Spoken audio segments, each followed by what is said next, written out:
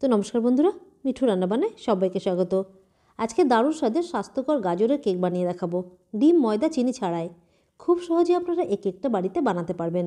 খেতে দারুণ tasty, soft আর spongy হবে। তো রেসিপিটা শেষ পর্যন্ত দেখতে থাকুন।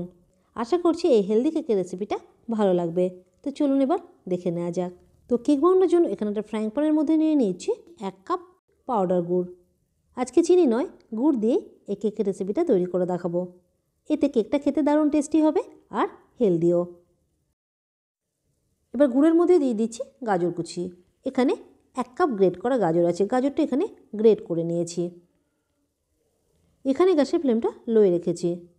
এবার গাজর আর গুড়টা একসাথে ভালো করে মিক্স করে এটাকে কিছুক্ষণ জাল দিয়ে নিতে হবে। এতে গুড়টাও গলে যাবে আর গাজরটাও হালকা নরম হয়ে যাবে। এখানে গাজর আর গুড়টাকে ভালো করে এভাবে নেড়ে চেড়ে কিছুক্ষণ জাল দিয়ে নিয়েছি। আর দেখতে পাচ্ছেন গুড়টা গলে গেছে আর গাজরটা এখানে হালকা নরম হয়ে গেছে। আর এটা করতে এখানে 6-7 মিনিট মতো সময় লেগেছে। এবার গ্যাসের ফ্লেমটা বন্ধ করে এটাকে এইভাবেই রেখে দিচ্ছি ঠান্ডা হওয়ার জন্য। এখানে একটা আলাদা মিক্সিং বোলের মধ্যে নিয়ে নিয়েছি টক দই। এখানে আমি টক দই নিলাম 3 টেবিল স্পুন। ফ্রেশ টক দই নিয়েছি।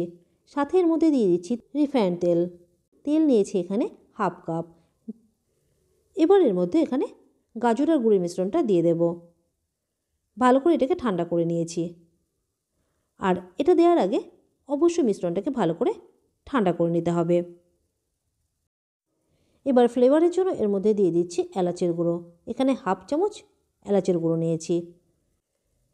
এবার এগুলোকে ভালো করে মিক্স করতে হবে। এখানে আমি একটা হ্যান্ড উইক্স দিয়ে ভালো করে মিক্স করে নিচ্ছি। ততক্ষণ মিক্স করতে হবে যতক্ষণ না সব কিছু একসাথে ভালোভাবে মিক্স হচ্ছে। আর এখানে দেখুন ভালো করে সব কিছু একসাথে মিক্স করে নিয়েছি। এবার এর মধ্যে শুকনো উপকরণগুলো দিয়ে দেব। তো এগুলোকে একটু চেলে দেব। তো এর জন্য এখানে একটা স্ট্রেনার রেখে দিয়েছি। এর মধ্যে দিয়ে দিচ্ছি এবার আটা। আজকের কেক ময়দা দিয়ে নয়, আটা দিয়ে তৈরি করব। তো কেকের জন্য এখানে 1.5 কাপ আটা নিলাম। এবার ছোটো চামচের 1 চামচ বেকিং পাউডার আর 1/4 টিস্পুন মানে 1 চামচের 4 ভাগের 1 ভাগ দিলাম বেকিং সোডা। এবার এগুলোকে চেলে নিচ্ছি। আটা দিয়ে তৈরি কেক যেমন খেতে হেলদি হয়, আর গুড় আর গাজর দেওয়াতে এটা খেতে আরও টেস্টি আর মজার হবে।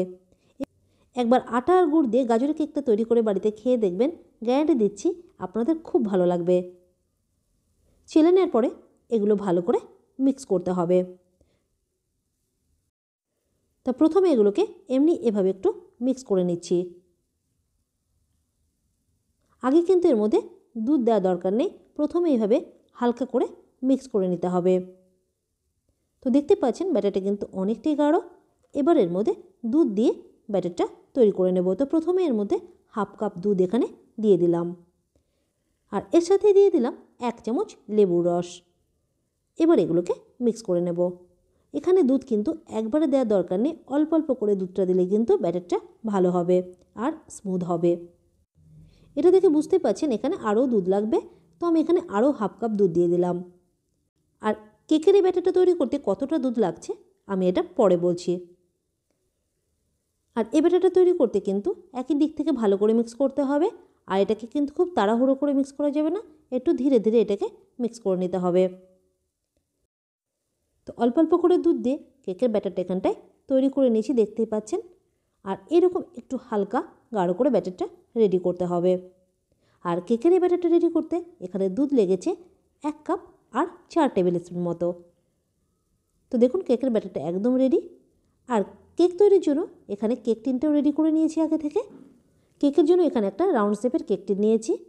আর ভেতরে বাটার পেপার গোল করে কেটে দিয়ে ওপর দিয়ে হালকা করে একটু তেল লাগিয়ে নিয়েছি। এবার কেকের ব্যাটারটা কেক টিনের মধ্যে ঢেলে দিচ্ছি। ব্যাটারটা ঢালার পরে এখানে অবশ্যই একটু হালকা করে ট্যাপ করে নেবেন, তাহলে ভেতরে বাতাসটা বেরিয়ে যাবে আর ব্যাটারটাও ওপর থেকে সমানভাবে ছড়িয়ে যাবে। এবার এর ওপর দিয়ে কিছু বাদাম কুচি আর 2 রকমের কিশমিশের মধ্যে দিয়ে দিলাম, কালো কিশমিশ আর লাল কিশমিশ। এইভাবে বাদাম কুচি আর কিশমিশ ওপর দিয়ে ছড়িয়ে দিলে কেকটা দেখতেও সুন্দর লাগবে আর খেতে আরও হেলদি হবে। এখানে কেকটা বেক করার জন্য আগে থেকে কড়াইটা গরম বসিয়ে রেখেছিলাম। লো ফ্লেমে 10 মিনিট গরম করে নিয়েছি। আর এর ভেতরে একটা স্ট্যান্ডও রেখে দিয়েছি। দেখুন, এবার কেক টিনটা কড়াইয়ের ভেতরে রেখে দিলাম। কড়াইটা ঢেকে এবার লো ফ্লেমে রেখে দেব আধ ঘন্টা মতো। সময় এখানে কম বেশিও লাগতে পারে।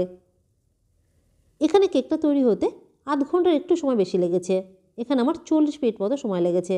আর দেখুন কেকটা কত সুন্দর রেডি হয়েছে, আর দেখতে কত সুন্দর লাগছে উপরে বাদাম আর কিশমিশ ছড়ানোর জন্য। এবার এর ভেতরে একটা টুথপিক দিয়ে চেক করে নিচ্ছি কেকটা হয়েছে কি না। দেখুন টুথপিকটা একদম পরিষ্কার, মানে কেকটা ভালোভাবে রেডি হয়ে গেছে। এবার এটাকে নামিয়ে নেব। আর কেকটা নামানোর পরে কেকটা ভালোভাবে একটু ঠান্ডা করে তারপরে কেকটির থেকে বের করতে হবে। আর দেখতেই পাচ্ছেন কেকটা কিন্তু ভীষণ সফট হয়েছে। ভালো করে কেকটাকে ঠান্ডা করে নিয়েছি। আর দেখতেই পাচ্ছেন সাইড দিয়ে আলগা হয়ে গেছে। এবার চাকু দিয়ে একটু হালকা করে আর একটু আলগা করে নিচ্ছি, তাহলে কেকটা খুব সহজে বেরিয়ে আসবে। এই কেকটা একবার অবশ্যই বাড়িতে বানাবেন। খেতে যেমন টেস্টি আর হেলদিও। যেহেতু কেকটা ময়দা আর চিনি ছাড়াই তৈরি, তাই কেকটা হেলদি তো বটেই। এবার হাত দিয়ে একটু চেপে চেপে কেকটা দেখাচ্ছি, দেখুন কতটা নরম হয়েছে। আর আটা দিয়ে যে এত সুন্দর সফট আর স্পঞ্জি কেক তৈরি করা যায়, এটা একবার না বানিয়ে দেখলে বিশ্বাসই হবে না। তো এই কেকটা বাড়িতে একবার বানিয়ে দেখবেন, আর কেমন লাগলো কমেন্ট করে জানাতে একদম ভুলবেন না। আর রেসিপিটি ভালো লাগলে লাইক করে শেয়ার করে চ্যানেলটিকে সাবস্ক্রাইব করে দেবেন।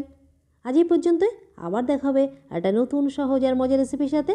ভালো থাকবেন, সুস্থ থাকবেন, ধন্যবাদ।